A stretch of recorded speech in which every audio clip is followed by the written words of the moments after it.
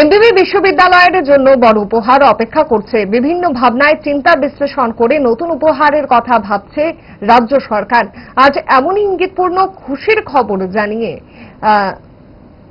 নিজের বক্তব্য রাখলেন মুখ্যমন্ত্রী ডক্টর মানিক সাহা।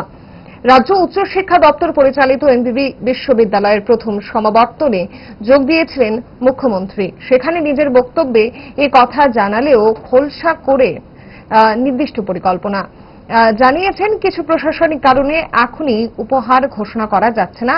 আজ রবীন্দ্র ভবনে আয়োজিত হয় এই সমাবর্তন অনুষ্ঠানে মুখ্যমন্ত্রীর পাশাপাশি উপস্থিত ছিলেন রাজ্যপাল ইন্দ্রসেনা রেড্ডি নাল্লু, ছিলেন রাজ্যের বিশিষ্ট শিক্ষাবিদ, শিক্ষা অনুরাগী সহ প্রাক্তনীরা। রাজ্যের একমাত্র বিশ্ববিদ্যালয়ের মান উন্নয়নে এই আসরে নতুন প্রাপ্তি যোগ সম্পর্কে মুখ্যমন্ত্রী নিজেই কিছু ঘোষণা করুন, এমনই আহ্বান ছিল রাজ্যপাল ইন্দ্রসেনা রেড্ডি নাল্লুর। রাজ্যপালের এই অনুরোধের জবাবে সহাস্য মুখ্যমন্ত্রী দিলেন খুশির খবর। আমাদের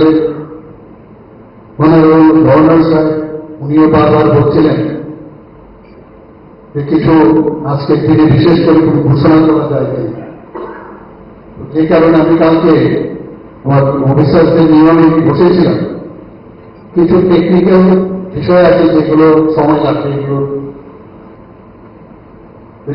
কলেজের পাশে এটা যে জায়গা আছে, ইউনিভার্সিটি বলতে যেরকম একটা জায়গা বা এরকম একটা মহল তৈরি করা প্রয়োজন, সেটা সমস্ত এই কলেজ চত্বরটা যদি এর মধ্যে ঢোকানো যায় তাহলে দেখতেও ভালো লাগবে, শুনতেও ভালো লাগবে।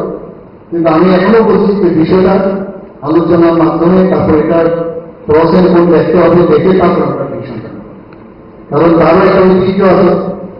আমি বললাম প্রায় 150 বছরের পুরনো সুন্দর মেডিকেল কলেজ যদি ইউনিভার্সিটি হয় তাহলে এটাও কেন করা যাবে না। আমরা তো মহারাজাদের জন্য কিশোর মানিক বাহাদুরের নামই ইউনিভার্সিটি, তো সেটা পরবর্তী সময় আমরা নিশ্চয়ই চিন্তা করবো। জুড়ে থাকে বাঁধন আপনার চেয়েও আপন,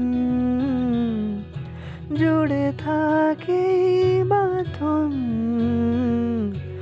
আপনার চেয়েও আপন।